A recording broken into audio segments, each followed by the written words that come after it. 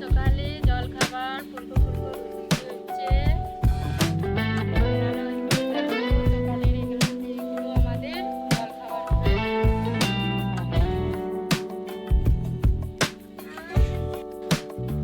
এই যে দেখছো আমাদের জল চালু হয়ে গেছে, মা জল ভরছে।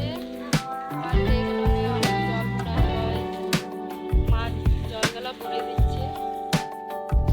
এখানে দেখছেন সবজি কাটা হয়েছে।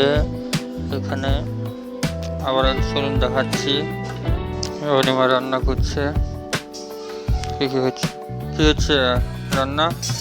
মাছ হচ্ছে বাবার জন্য, বাবা কাজে যাবে তো তাই।